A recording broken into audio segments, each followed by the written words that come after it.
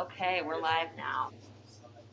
All right, we're ready to get started. Ricky, could you do a quick audio check on? Thank you.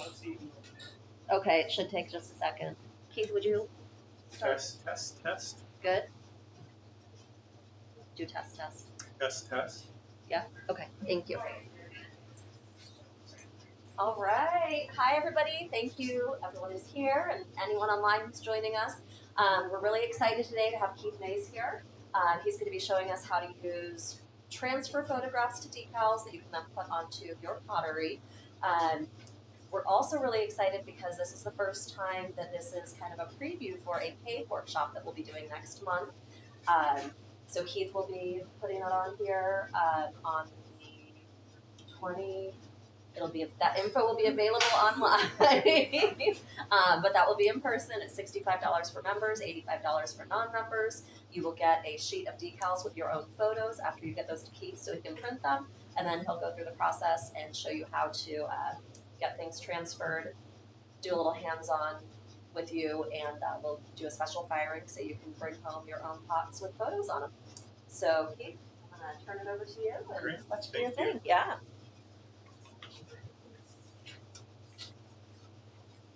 Well, it's super fun to be here. I've been doing this for a few years now, and this is kind of my first opportunity to really sort of formally talk about my explorations in all of this. I thought I'd start off with just talking a little bit about sort of how I got to this point, and why I decided to put pictures on pots, basically. So a little bit about, I'm oversimplifying, but essentially 3 career phases. I started off as a journalist, photojournalist specifically, and I've been taking photos for a good part of my life, and certainly a lot longer than I've been making pots. And then my sort of career path was more around web and digital, and that sort of thing. And what may not be obvious about this process is there's actually a kind of hidden digital side to all of it in preparing images. And I'll get into a little bit of that later too. And then as of late, I kind of have stepped away from the 9-to-5 world and just mostly focusing on doing art fairs and making pots and selling some pots, that kind of stuff. And I will say that the Clay Guild has really been instrumental in my path. I started taking classes about 9 years ago, and I've been once a week taking classes ever since. I still do. Alex Watson. And what's been really nice about the Guild is that it's always been able to accommodate me as I've grown. And so when I got to a stage of how do I put pictures on pots, Alex and Lewis were really helpful in me doing my first firings here at the Guild, so that I could kind of figure out how that would work. So it's just great to be part of an organization that is so accommodating in that way.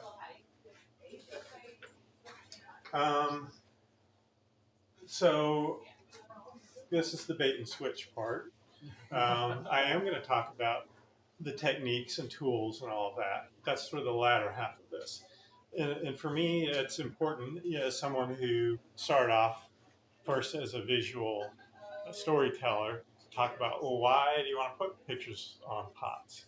And what you might want to think about when you get ready to do that, if that's something you decide you want to do. And so I'm going to just show a few examples, like from history, and then get in a little bit more depth into some contemporary artists who actually use similar techniques to this.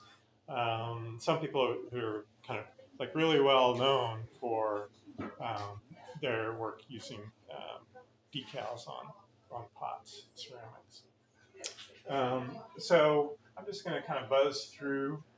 Oh no! First, I'm going to kind of set the framework a little bit, and that is the way that I have sort of simplified it in my mind is that there's essentially two ways of thinking about why potters put pictures on pots, and one is purely decorative, and the other is narrative. I tend to focus a little more on the narrative, but they're not like mutually exclusive. You would say that even though some of my pots are narrative, they're also decorative, and kind of vice versa. And so it's a little bit of an artificial um, way to think about it. But I, in looking at kind of historic pots, sort of discovered that there's sort of trends like why do images end up on pots, and some like I talked about, it's documentary, it's storytelling. Um, Sometimes, especially current artists, social justice comes to play. For some of the older ones, there could be spiritual or ceremonial uh, reasoning behind the images on pots. A lot of times, people end up on plates or whatever, and obviously events to want to commemorate events. So those are kind of like um, some things that I've discovered as I've gone along looking at historic pots, and some of this is actually an example of transferware. I'm already forgetting when it's from 1500 or sometime. Pretty amazing, it was probably a copper plate etching onto tissue paper, then transferred. And, the quality of that is just incredible. And so this is not like a new technique, image transfer. It's not necessarily a new technique.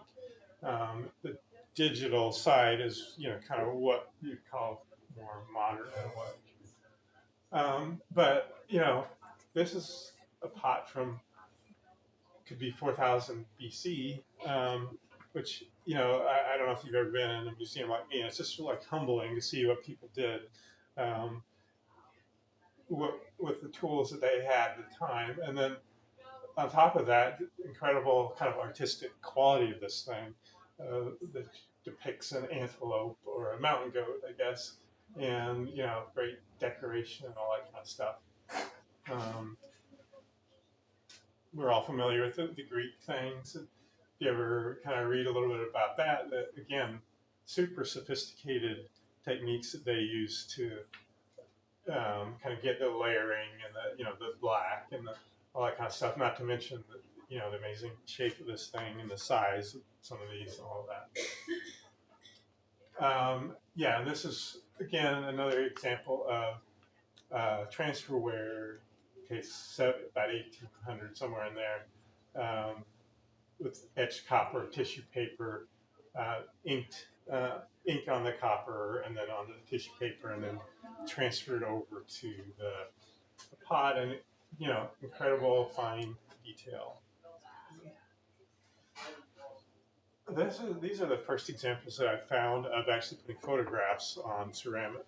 So these are like little porcelain discs that were on headstones, and so these date back to potentially the 1870s. Um, and there's actually a company today called Enduring Images where that's still a big part of the business. Is they help they franchise out the printers and technology to be able to do this. And part of the reason is that it lasts for so long, this technique of putting an image on a porcelain disc like that. And this is Leavenworth, Kansas, in the 1930s. And then so now I just want to kind of transition into some people who are doing this right now. This first guy is Peter Olson, and he's a potter in Philadelphia, and you may have actually seen him. He's been in the L&L ads recently, and Ceramics Monthly and all that. and I've messaged with him a little bit. He actually has a kind of similar background in the way that he also approaches. So he does like street photography and portraits and very kind of photojournalistic style. So he's done like whole series on people with tattoos, or just candid street photography. And on top of that, it's obviously alluding back to kind of classical shapes. If you ever look at his Instagram, you'll see that these are all kind of modular and they come apart. But pretty incredible work. Here's some street photography. And this shows, well, I want to note two things. First is the original decal print is kind of the sepia colored um, image, as you see there. And he goes through and hand paints them. And so, just incredible amount of work and detail and this stuff. Um, and I'm kind of alluding to something I'm going to talk about later, which is the sepia color of the images. Roberto Lugo, Kansas City Art Institute graduate. He's become like pretty famous. He's like in the Smithsonian. There's a New York Times profile, and obviously the themes of poverty, inequity, racial justice, and all that are really important to his work.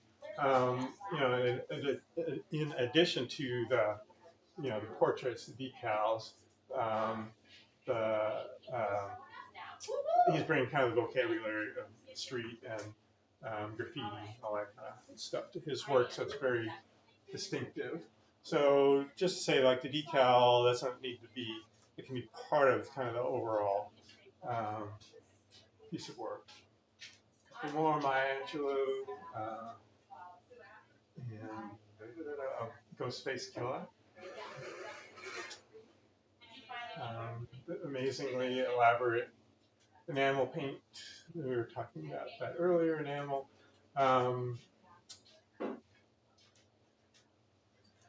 Then I'll show some Justin Rothschild.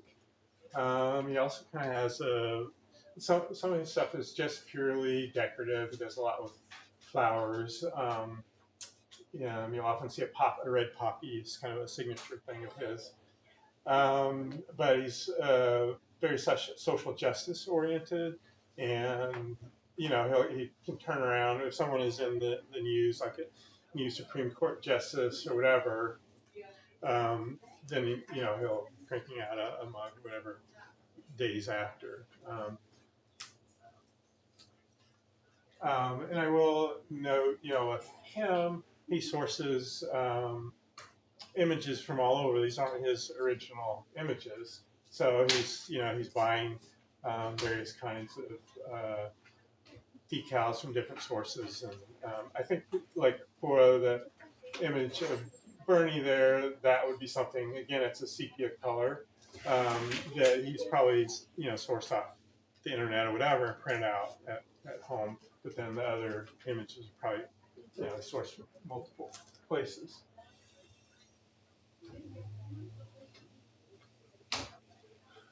This is something I actually saw, or he had it in Sika a couple of years ago in Richmond.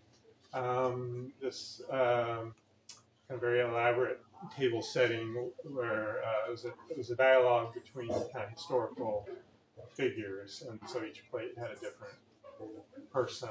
And it was really kind of a moving thing to see all of that together in one place. And we have to talk about Meredith Post, this Kansas City person, and Meredith's approach is obviously much more on the decorative front. I don't know all of her techniques, but I know that there are many layers of work and multiple firings and all that. So also Kansas City Art Institute grad, and has just been all over doing workshops and exhibitions and that kind of stuff. What I found interesting is the patterns that she uses are often based off of things like paper towels or other paper products, kind of the embossed pattern. So she brings that into her work. It's very sophisticated stuff. And I show all that, before I show examples of mine. And I feel like in a lot of ways I'm still kind of learning and exploring compared to some of these people. But there's just kind of different ways to do it, different ways to think about using decals. So here's a consideration. What do you want to leave? Is the pot the main attraction, and the decal kind of add some interest and some decoration, or do you want the image to kind of jump out more and be the main thing? And my stuff kind of runs the full gamut of that. And as I say, there's not a right answer. Sometimes, it's almost an equal balance. But I find myself, when I'm thinking about putting images on pot, the image has to work, and it doesn't always work unless it's simplified enough, or the background. They're just, you kind of know when, oh wait, this is kind of communicating. The image is talking, because other times it may not. So I wanted to just kind of go through a few of the ways that I've explored using decals. This was actually a fairly early show that I did. It's called The Men We Put on Pedestals, and it's just kind of one of these things that when you start seeing something, you can't unsee it. And I was just sort of like, this question in my mind, well, how do we decide who gets to be put on a statue? And, some of it is fairly obvious. But then sort of related to that is, why do we leave some of these statues up? Like there's Andrew Jackson in front of the White House, and he's also in front of City Hall here in Jackson County, across the way in Kansas City, Missouri. And so at this point, this is very early. Some of the first things I did, and I was like, I'm a photographer, and I'm going to put photos on, and the ceramic pieces are basically the frames. And I still do a lot of that, but it's kind of like literal, like, slap an image on. But what I have found is, having some themes to explore, whatever, like this, has been really helpful for me to kind of advance what I'm doing, and to, an excuse to explore. So George Washington Carver and John Brown, a couple other people who history probably look a little more favorably on than Andrew Jackson. And at this point too, I just kind of like got really interested in. I mean, I've always been interested in historic images, but it just kind of became a fun sideline, as finding really interesting images and then kind of giving them new life. And sometimes they are presented, so I'll find them either online, or anymore, mostly what I do is find them in vintage shops and scan them, and kind of try to leave behind the mists of time in a way, because a lot of times old photos are sort of like, they're very low contrast and they're small and whatever. So, the original of the father and daughter on the right is just a small kind of card thing, and I've blown it up to a fairly large platter. And so that's kind of been one of the areas that I've chosen to explore. Birds, animals, nature. It's been kind of one of the major themes that I have done. And, when I started off, I've been shooting photos for quite a while. I was sort of like going back into the archives and seeing what I had and putting things together. Now I'm more likely to, like the goats, it was actually last month or something, went visited a goat farm. I'm like, these guys could probably work, and so trying to shoot them in a way that I could get a nice clear image. And the one on the right is kind of one of the more persistent themes. It's sandhill cranes. And if you've never been up to Nebraska in March along the Platte River, there's an annual migration. They're kind of amazing birds. They're fairly big, and they have little red caps. And when you get tens of thousands of them together, they just squawk like crazy. And so it's an amazing experience to see them. They travel in March. They're traveling north from Florida and other southern places, and they stop over in Nebraska, and they go out to the fields and they feed and kind of fatten up, and then they fly several thousand more miles up near close to the Arctic Circle where their nesting grounds are. So it's a long way of, when you watch them from a blind or whatever, the they're just fun. There's dancing and they're jumping up, and so for me, it's like a way to kind of try to communicate or to share the story of what it's like to see them in person. And so I've used those images a lot. And I actually went back this March for the first time in a number of years, kind of knowing, oh, I could use some fresh images. And so that's been kind of a fun thing for me. I've played with AI a fair amount. And again, some of these were for a show that had the theming of, kind of the tension between art and AI. But when AI first came out and ChatGPT and all that, I remember kind of having the thought, well, AI will be able to replace artists when pigs fly. And so, kind of in a perverse way, therefore, I've been doing images using AI of flying pigs. So in this show, this is kind of some flying pig images, but I also, what's kind of fun about Midjourney and some other AIs is that you can feed them source files. So like if you go back to a historic picture of Bigfoot or the Loch Ness Monster or whatever, say, kind of use this as inspiration, then you can end up with images that feel like they're from an era. And so that's kind of what, particularly like the one on the right, there was a famous case where two young girls kind of tricked everyone into believing in fairies because they'd done a trick photo, and they're down in their garden in the UK somewhere. So I kind of used that as for my inspiration, but also to feed into the AI to say, okay, give me a photo of a young girl with a flying pig that kind of looks like the feel of this picture from the early 1900s. And so I end up with something weird like that. And then the middle one is the guy is actually from a photo that I found and scanned.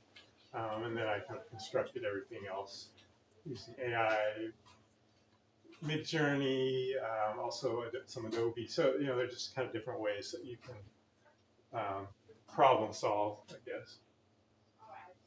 This is from a fairly recent show, and where I kind of found images in different places. So the theme of the show is popular culture, and so as a way of, okay, what can I do for the show? What are some images that I can use?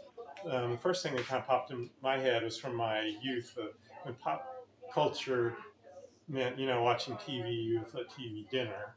And so I started with the tray idea of a TV dinner tray, and then like, well, a lot of the concepts of masculinity and femininity come from Hollywood essentially. And so, how do I find images that kind of illustrate that? And so it's sort of where the West That Never Was, the guys on the left, and then I found this great image of Annie Oakley. That's actually Annie Oakley, who was this amazingly accomplished kind of woman, sharpshooter, did all these shows and all that, and was kind of renowned. And then, you know, 50, 100 years after her life, there are all the depictions of women in westerns that were their victims or over sexualized, or things like that. And so, just kind of a way to use images a little bit more of a social bent. These are actually some fairly recent ones. So I've been doing kind of historic images and just sort of sticking them on frames. And I was like, well, what else could I do with these that would add a little something to them? And I'm just trying to find my page here. So, I have a lot of fun going to vintage stores or getting on eBay or whatever and finding images. And then in my mind, I'm like trying to what's going on with this person? And so I create these kind of little stories in my mind. Probably not accurate, but so on the left, the caption is later on in life, whether it was harpooning whales, breaking broncos, or courting ladies, Albert was the definition of a can-do man. And the middle one is, it amused Natasha to put off would-be suitors by telling them she'd shot and skinned the bear herself. And then the one on the right, while Thomas didn't mind getting dressed up, he had a profound distaste for wicker.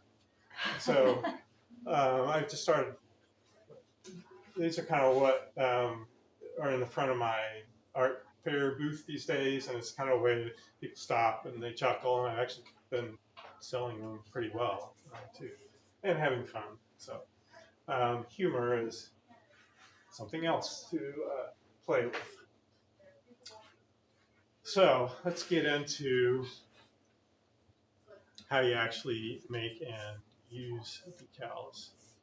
And I'm going to present sort of a broad overview of the possible ways to get decals made. And one of those options is printing them yourself, but it's not the only one. So one option is to buy pre-made decals, and so like Justin Ross Jane, others. There's nothing wrong with that. There are a lot of places. Brackers has some. There's a few places online you want transfers, Milestone Decal, Etsy, Sandbow Studio that offer overglaze decals. A lot of them offer underglaze ones too, but these all have overglaze decals. And what's nice about buying decals is that obviously you don't have to make them, and there's a huge variety of tone. There's color, black and white. You can find gold, luster ones, cobalt ones, and it's an easy way to kind of get into it. It can be a little expensive. There's a cost per sheet, and often you're getting kind of a smallish sheet for $9 or whatever. For me, as someone who views kind of making the images as part of the whole process, the downside is I don't want to use someone else's images. But, if it's not your bent to go out and shoot photos, there's absolutely nothing wrong with kind of using this approach. And as I showed too in some of the earlier ones, for some of these artists, the decal is just sort of part of a collage of things. And so if you're looking to add a specific texture or feel, then buying the right sheet of decals could be the right thing to do. you can actually order. Uh, there are places where you can send off your images to have sheets of decals made. Again, good way to try it out, and then it is your images. Um, obviously, turnaround time is dependent on them. I don't actually know. It probably doesn't take that long. It can be relatively expensive. Color black and white range from like 35 to 55 a sheet. I think they typical is sort of a larger sheet decals. And I think like Meredith, I think this is how Meredith gets a lot of hers done.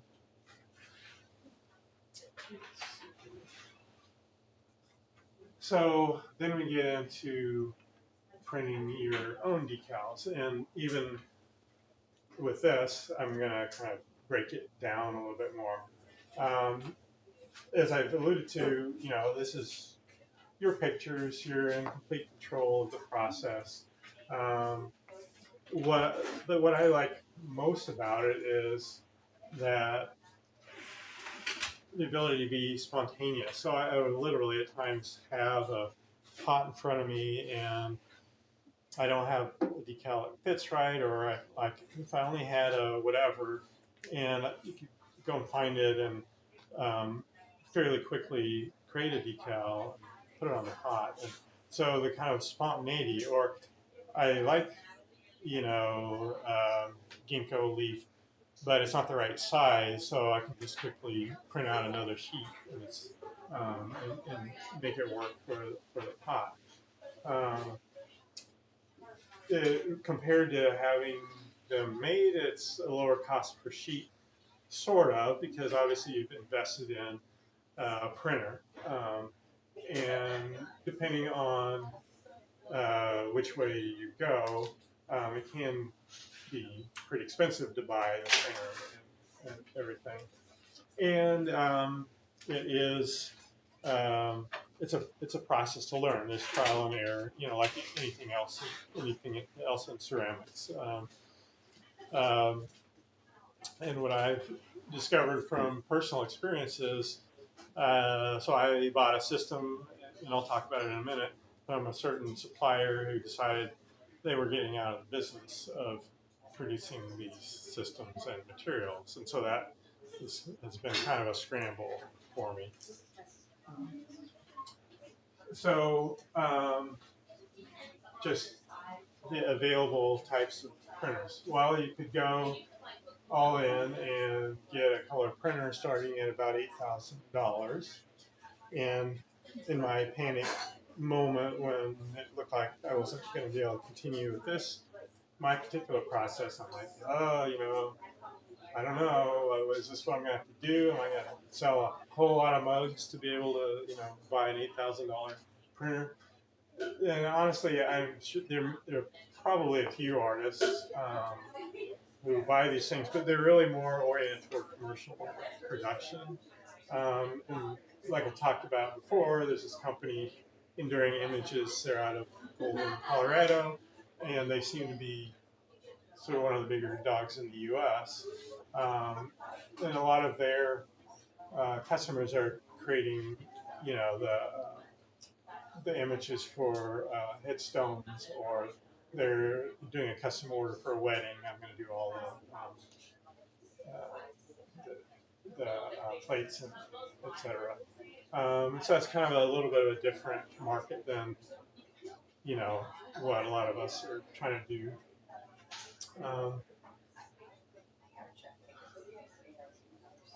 So there is a very inexpensive way to get into it, and there's a supplier called Fired On Images that on Amazon, other places, you can buy the paper, and I forget what it costs, but it's not that much. It relies on Canon HP printers of a certain age. I think there are still some around that basically they give instructions as to what to look for because it relies on the toner having iron oxide in it, which, if you're in ceramics, that's a major ingredient in glazes. Um, so relatively inexpensively, you can get into producing your own decals. And earlier, when I was showing you Justin Rothschild and Peter Olson talking about the sepia color of their images, that's what you get with an iron oxide printer. And it's a certain look. With Peter Olson, it's not as important because he's painting on top of them. With Justin Rothschild, a lot of his images are historic figures, and so it kind of feels right. And in fact, for a lot of my historic images, I could probably go this route as well. But for a lot of my personal photography that I did myself, I wasn't enamored of the sepia effect because it tends to kind of give a nostalgic feel to the images. Um, all that said, if you don't mind that or if you even like it, then this is a really good way to get into this. So then my journey started off with this company called Surprint. And Surprint was kind of a very small division of a larger company that did, like business printers, etc., or still does. And the founder of the company was, he'd done ceramics way back when, and so um, almost charitably, not quite, but he decided to explore putting out a line of printers, toner, materials to support a true black and white image. And there was also a line of blue. I'm blanking on what you call blue. Cobalt? What? Cobalt? Cobalt, yeah, the cobalt, which is again a kind of a traditional look for images on ceramics. So there are two lines, and I used this for about 3 years. The, it's basically kind of adjusted basic Ricoh printer. Cost me about $700 to start off with. The materials they're not super cheap. By the time you buy water slide paper and laminating paper, you're looking at $3 to $5 a pop for a sheet of decals. As I said previously, that's a lot less than if you had someone else make it, but you have to factor in the fact that you buy a $700 printer, and every time you place the toner, it's like $500 or something. Um,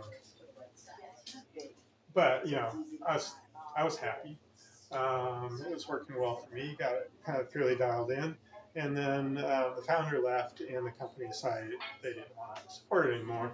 They were nice enough to kind of say, "Well, we're working with Enduring Images, this other company I referred to," and so and I've been in touch with them, and I've ordered some materials. So they're at a point where you can buy the materials from them, and they work great in the printer that I have. And they're working on toner cartridges because I think that's the kind of their magic sauce for this whole thing. I think, and I'm not an expert, that the Ricoh printer itself, I imagine they just adjusted some settings or whatever. That thing, it's a fairly inexpensive black and white laser printer. So I'm hopeful that this kind of system will be readily available again fairly soon. And it may be that Surprint, they're still a website. They may still have some systems left. I did buy a toner cartridge from them not that long ago. So. How long will the cartridge last you? They say about 500 prints. So it's like a buck a sheet that's added to the cost. I feel like my mileage is very somewhat. Like, I feel like I've probably gotten more than that. But if you think about it, that's a lot of sheets of decals. So that, I think I've gone through two. Am I on my third cartridge? I don't know. It's maybe one a year or something like that.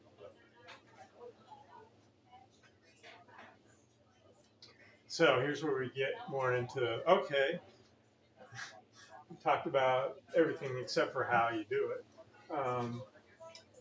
So I think about it in some uh, different ways. First off is, you have to start with a good quality image, and you have to get it in a form that it works. Um, and so I have different tricks for that. Um, and I do say that, you're probably going to get a better image off of a digital camera than your phone. But just to demonstrate, this is something I did fairly recently. That chicken was just something I did at a local farm place with my phone, and I wasn't even able to get that close to it. But it worked great for um, making a decal out of it.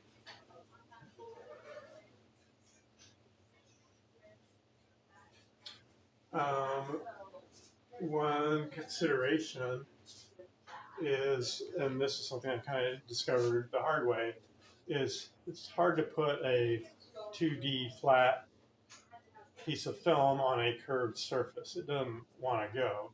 You can kind of try to persuade it at times. But if it's a cutout image, and a lot of the stuff I do anymore is cut out, then it's a lot easier to kind of get it to go around the curve of something.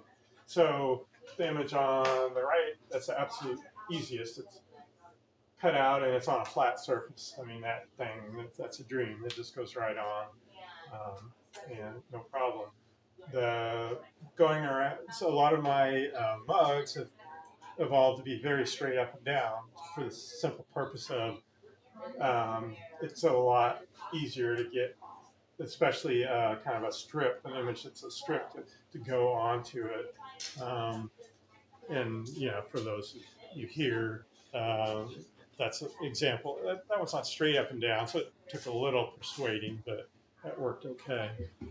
But then, like on the left, even though that's a pretty curved thing, because the cranes are cut out, then the little legs and all that, they just curve right around. That's no problem. Okay, I said all that. Oh, yeah, and the last point here being that my thinking about photographs as a photojournalist was you want it to be simple, you want to get rid of extraneous stuff, but oftentimes I'd be working with layers, foreground, background. It's a more interesting photo if there's, the subject in the foreground, but there's something a little interesting going on in the background. It doesn't seem to really work as well on a pot. You just want a really simple image, and so over time, for that image to kind of speak, over time, what I've been putting on pots has gotten simpler and simpler. So there's this fun visit to Willie Daly's Donkey Farm and Matchmaking Museum in County Clare in Ireland, and a whole series of photos. How do I translate this in a kind of a mug or whatever that tells a story about that experience? Well, I don't know if I need all the other stuff basically in this image. So the first task, well, convert it to black and white because that's what I'm doing, and I'm probably gonna really punch up the contrast and make sure, I still want to maintain as much detail as I can, but I want to make sure there's a nice rich black to it.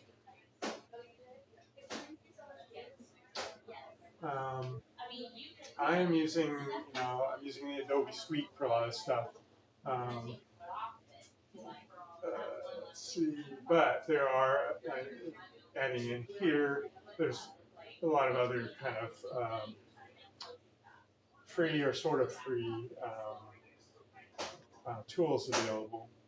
Canva works great, but in order to do say I want to get rid of the background, that's the Pro edition, $120 a year. I've never used GIMP, but it's an open source tool. It's supposed to be pretty good. I think just a little clunky compared to some of the commercial products. But there are options out there. So what this slide is demonstrating is just the image that I showed before, the color images. I've opened it in Adobe Camera Raw and converted black and white, adjusted exposure and the contrast and all that kind of stuff.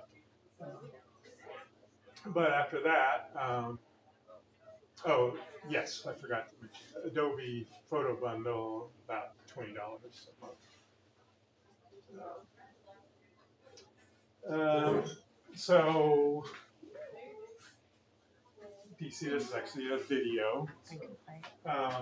I wanted to kind of show what it's like to. So a lot of what I do is trying to select certain areas of an image, and it's probably really hard to tell here, but now there's like I've said, Adobe, draw a line around what you think is the subject. Well, it left out the nose of one of the donkeys, and what if I just want the heads and I only want the two donkeys in the foreground? Well, I'm going to have to erase everything else. So this is a particular, it's called a quick mask view in Photoshop, where you kind of paint in or out the stuff that you want. And it's kind of a laborious process. And Adobe Photoshop, and actually has a number of different ways to try to select certain areas. So that's kind of the key to being able to simplify an image. It's just select the areas that you want and leave everything else behind. And a lot of these other apps have similar tools for that too. So kind of end up with something like this. You might note, so this is image in Photoshop where you've kind of got this checkerboard thing in the background. That denotes that the background is transparent. So essentially I've eliminated all the stuff that I don't want, left what I do want, and I've got it on an easy, to work with format. And then for my purposes and for the people who take the workshop, we'll talk through options. I am going to save it out as a PNG file with a transparent background, and I'll explain why a bit. And then I create these sheets, and they're kind of a couple different approaches. So I've imported the PNG files with the transparent background, and then as I've explained, it costs a decent amount per sheet, so I'm going to try to fit as many images on there as I can. And obviously kind of thinking about the sizing, so I'll try to have a variety of sizes. I get bored pretty quickly, so even with like the donkeys, I'll do, one mug I'm going to have a big donkey heads, another one I'll have small donkey heads, so I try to kind of like mix it up. I'll also change the orientation of them, because the way they the donkeys talk to each other or whatever can vary. Like, this time I'm going to have them, these two like facing each other, or that kind of thing. So I try to give myself a lot of flexibility later for when I'm actually putting the decal on. The reason for the in my world, and we'll do it a little differently in the workshop. In my world, the reason for doing a PNG file and on a transparent background is that I'm importing it into the software for a silhouette cutting machine. after a year of manually cutting out all these images, watching TV or whatever, to cut out all the images on a sheet like that can take an hour, or you can figure out how to do it in a cutting machine and it'll zip through it in a couple minutes. Um, and so when you bring a transparent PNG file into this program, and I think Cricut machines have similar software, they detect the edges, and then you can tell it where you want the cut to be. So like on these ones, you can see there's a kind of red line around them. That's where I want the machine to cut out the images.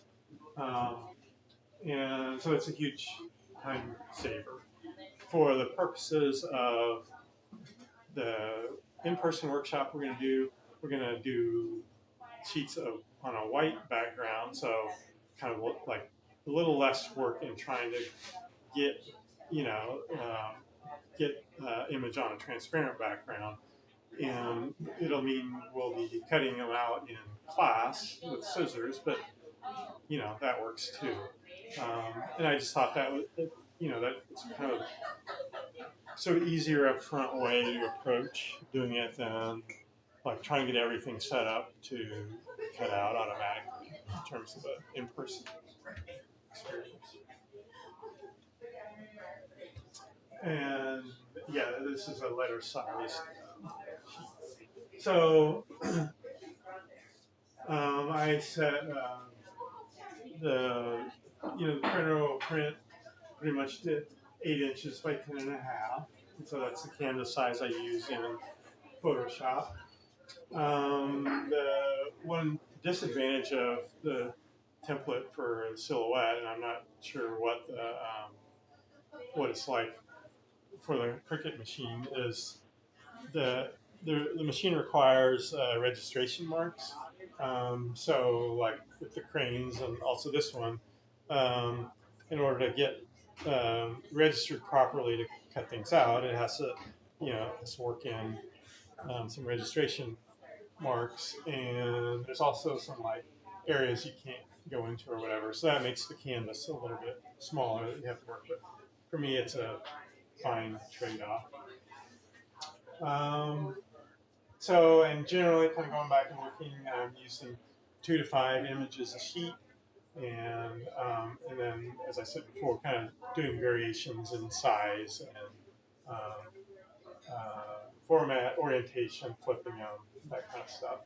So the first and third one are ones that I cut out with the machine. The other one's pretty straightforward. There's not really a reason to have to do them with the cutter because I've got a manual cutter and I can actually fit a little bit more stuff on those because they're just kind of rectangle, straight cuts.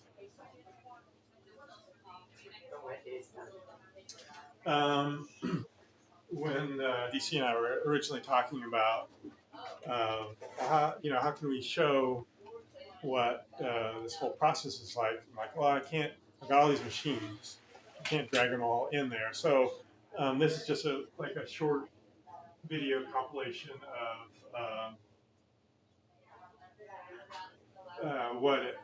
all the different steps basically. So there's the printer, prints it out on the water slide paper, looks like that.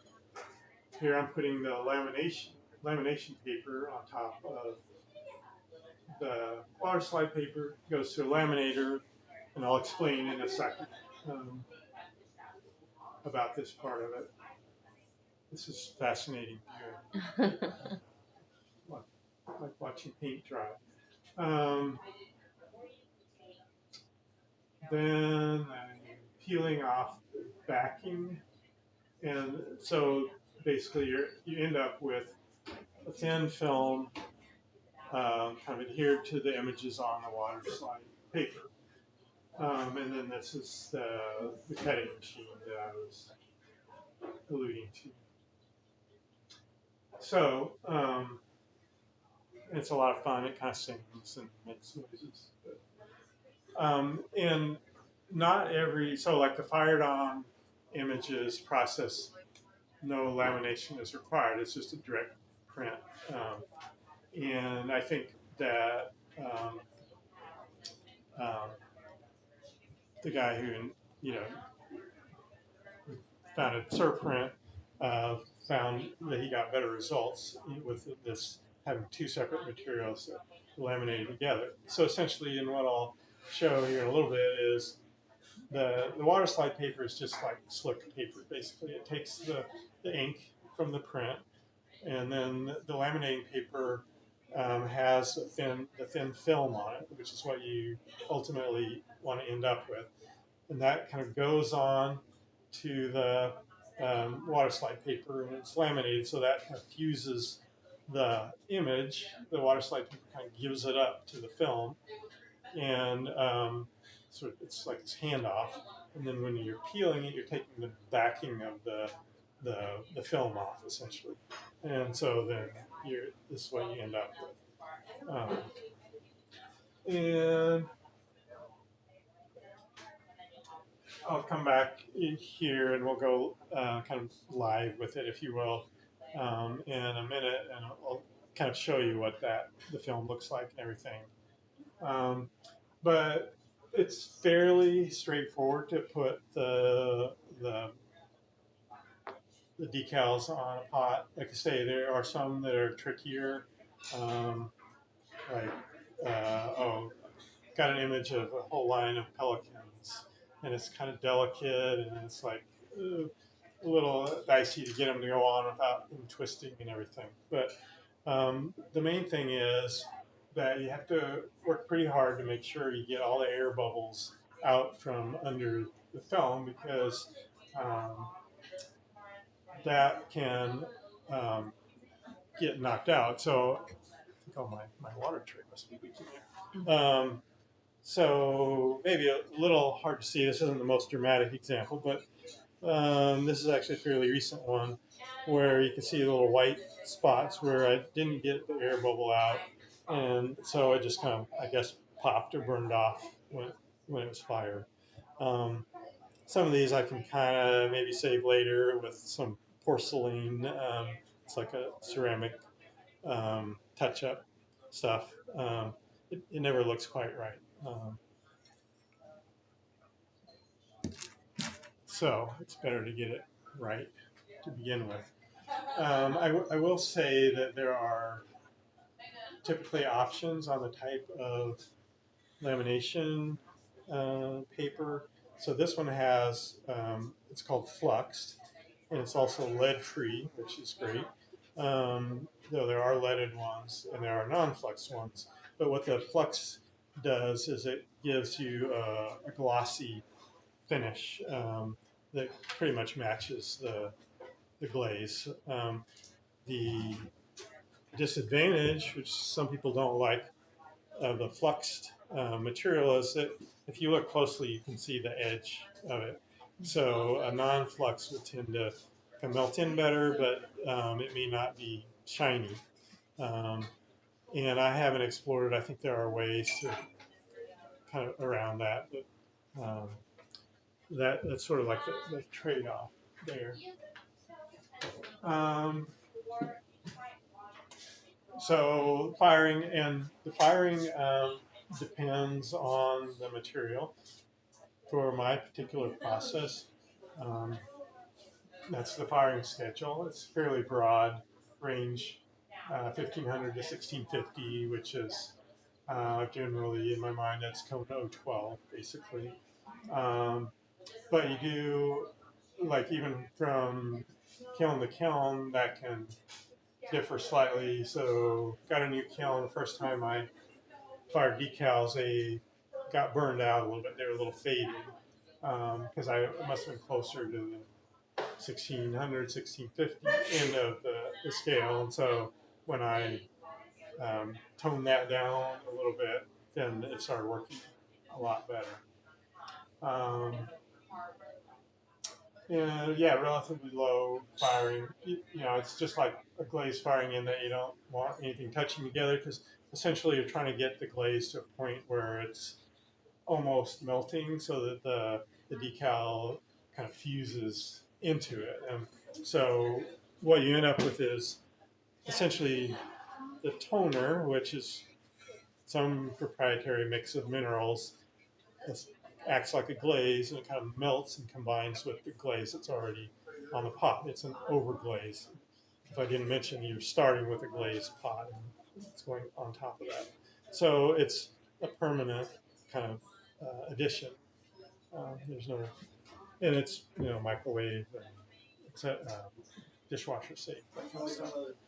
So on the surface of your plates and things, it wears pretty well. Yeah, it seems to. I think that like any glaze that over time can be affected, especially dishwashers that like the enzymes and all that are in the will eventually eat anything away. But I've been using some of these for years, and they still look pretty good. So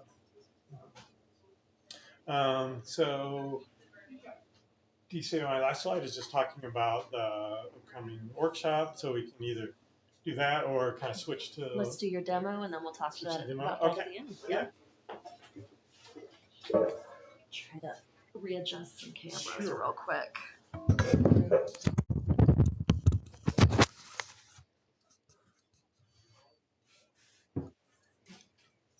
So I brought a few kind of what I would consider blanks. So this is where I'm starting from.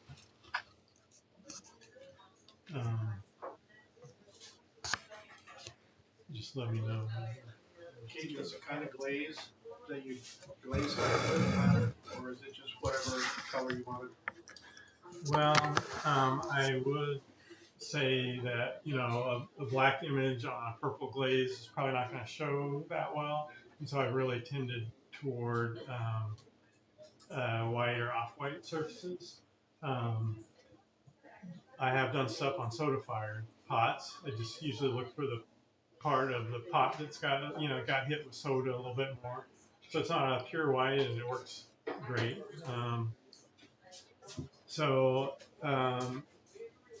I want to kind of move toward introducing a little more color in, but even then, I'll probably leave a place for the image that's a white background, and I just feel like it pops better, contrast is better, that kind of stuff. And maybe that's the purest photographer in me, but I don't think there's any rules about it. So. Okay, I think they should be good. Okay. So the tools are pretty straightforward. I'm gonna, what did I, so I do a lot of mugs. And so since, I kind of had a donkey theme, can show some donkeys. These are ones that I've run through my cutting machine. Even with that, I'm gonna roughly cut out, the images I want. Actually, I'll hand this one around so you can, if you kind of look at it, you can kind of see where the cut is. And it does a lot better job than I certainly could. But so, if I hadn't used a cutting machine, then I would just be carefully cutting out the image by hand, some laborious process, and I don't need to demonstrate that. Also, what I would typically do at home, the other machine I didn't show is a microwave. So I would stick the pot in the microwave for about 30 seconds. The decals just adhere better when the pot is slightly warm. It sort of kind of starts to melt the film a little bit, and where like on a flat one, like one of these frames, that's not such a big deal. But when there's a slight curved surface, if I were doing a flower and it was going up into the curve or whatever, it might help if this was slightly warm, just to kind of encourage the film to adhere to the surface. So basically, you know, all right, I just stuck this in the microwave. And then the decals go in the water, and it, it takes 30 seconds or a minute, maybe a little hard to see there, but they kind of curl up, and eventually the film will separate out from the backing. Keith, would you show that to the camera? Just kind of. Yeah, that's going everywhere, even though I'm already kind of. Yep, looking good. Thank you. Yeah. All right, so that one's starting to separate out a little bit.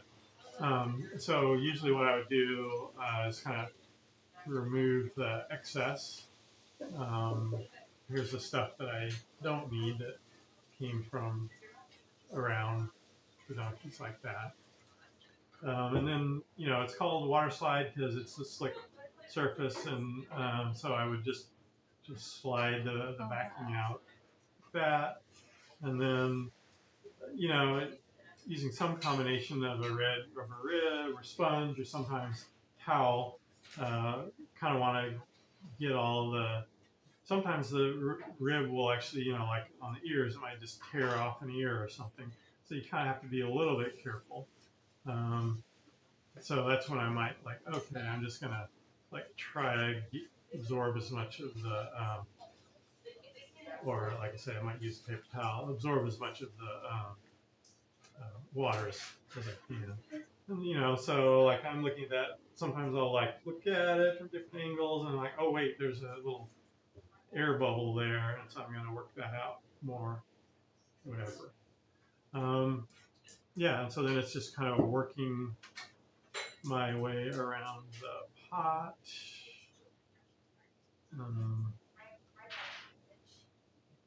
So Willie Daly's Donkey Farm and Matchmaking Museum, there were handmade signs for miles all around. And so we finally decided, we have to go there and check it out. And this, it's kind of hard to tell, this little sign out front said, many nice donkeys. And so that's kind of and I just tore it. Oh, great. So this is, and I don't know if I'll be able to do it on this one, so I'm going backward, but sometimes I'll, piece tears off, whatever, you can kind of reposition it. I don't know if I'm going to cut another one of these out so you can see what we're dealing with here a little bit better. So this one. Anyway, Willie Daly, evidently, who we didn't get to meet, we kind of dragged his adult son out of watching TV or something in the living room and came out here everywhere to give us a little tour. Was this in Ireland? This was in Ireland. Yeah. Yep.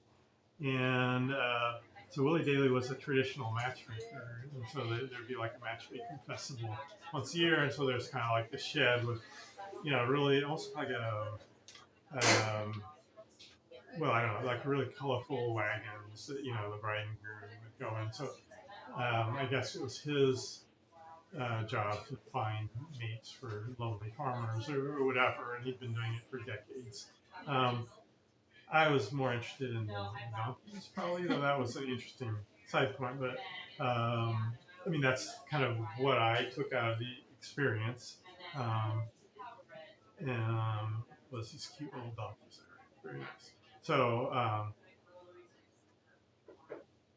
this is kind of what you end up with. You start off with water slide paper and the toner on it, and then this lamination paper with the film. And so this is ultimately you've transferred the toner over to this film. You don't have to worry about goofing it up at all with your hand. It seems to be As far as pretty good. I think that if I were being careful, I would, touch the front side rather than the toner side. I haven't really had too many issues. It seems to be adhered pretty well. So yeah, go on. So that that's sort of the extent of it. like I say, it kind of depends on the surface that you're going on. These are the ones that I'm making now, kind of the historic images. So it's a flat, square surface. This probably isn't totally flat, but you know, with a little bit of red rubber rib, it just adheres really well. And when you know, like this is probably when I would put like lotus blossoms on or something. Um, and you know, with the plates like this, I'd kind of a couple different directions. Maybe I'll throw donkeys on it. Maybe I've got like a tree frog I do on some of these, or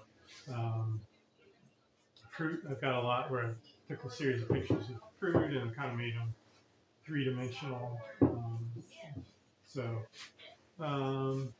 yeah, so that's basically it on, you know, unless there are any questions on that part of Do you it. have questions for now? For the one that like where you accidentally cut a little piece of it off, Yeah. is it easy to like scrape the whole thing off then? Oh yeah, yeah. Okay.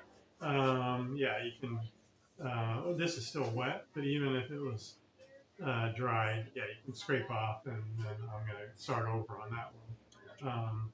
So yeah, in fact, I had a donkey on here before coming tonight. It was dry, and I just scraped it off. Is there a set amount of time after you put those on? Do you want to wait for it to dry or anything before you fire it? Or? Yeah, you know, sometimes I push my luck. I've never had, although this might have been an example, I don't know. Generally, so like when we do a workshop Sunday night, I'm probably going to say, let's wait till Monday morning to actually start the firing. The firing schedule has a little bit of kind of gradual ramp up to it, which I think helps as well. But I think it'd be considered a better practice to let them dry pretty well. So sometimes I'm just too impatient, and I slap the decal on and go straight to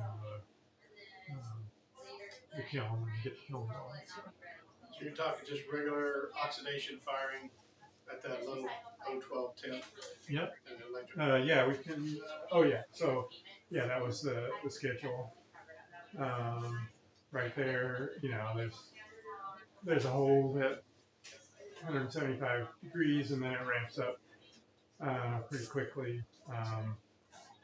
And yeah, it's really straightforward. It's probably the easiest part between, you know, bisque and glaze firing. It's a lot easier than those. So,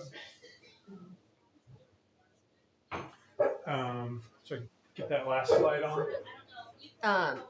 You can. I put that up. So. Okay. All right. So basically, we have a. Well, first of all, thank you. We really appreciate it. And like I said, we are doing a hands-on workshop. Registration. Josh, is it open? Is it live? I think so. Okay. I believe it's live on our website, and I will try to link that below the video on YouTube and on Instagram. I don't know how all that works, but I'll try to do that. There's only 8 spots. It will be Keith going through his process, where you will actually be bringing in your own, you know, blank pieces, and then we will beforehand we'll have you send files to Keith. Using, you know, his editing, and he has very generously offered to set aside some time to kind of answer questions if people have questions about getting stuff edited. Yeah, about like having an office hours here or something. Yeah. So we'll get that all. If you register, we'll get all that info to you, so you'll be able to get, you know, your sheets printed. The class will come with one printed sheet with, you know, basic, if he's got to tweak something here and there with basic editing. If you need more in-depth help, Keith has also generously offered to do that at the rate of $10 per sheet. Also, you can print up to 2 more sheets at $5 per sheet, plus the editing cost if you need it. And how much room was there per person in the Per kiln? person in the kiln, it'll be on the registration, but it was something like 13 by 16 by 7. That sounds about right. Yeah, so similar to when we're we do our talking soda firings. mugs. I I'm just trying to think how many, 5 or 6 little, Yeah, 5 or 6 like mugs or mug-shaped something like things. that. If someone has a taller piece that they want to put in, I mean, I'm sure there will be multiple people who do that. So we can, we don't have to do it where you've got this shelf of your stuff. We'll mix and match things in the kilns, so we can probably figure most things out, but just try to keep reasonably within that kind of square footage, square inchage we gave you. So, Right. And then just kind of, this one has 3 images on it. The donkey one has 4 images on it. So just kind of as a way of thinking, okay, this is my space allocation on a sheet, how much. Yeah. Whereas, these ones are just one image, but you can maybe only fit 3 of those on a sheet. Right. So anyway, I'm DC Kashyap. You can reach me at workshops@kcclayguild.org. If you have any questions about the workshop, if you have any questions for Keith, I can forward them on to him. And we'd love to see you in the hands-on workshop. That is again going to be July 27th. that sounds right. At 5 p.m. here at the Guild. So we're in Waldo in Kansas City, and register quickly because I know people are pretty interested in it. So again, thank you so much. We really appreciate it.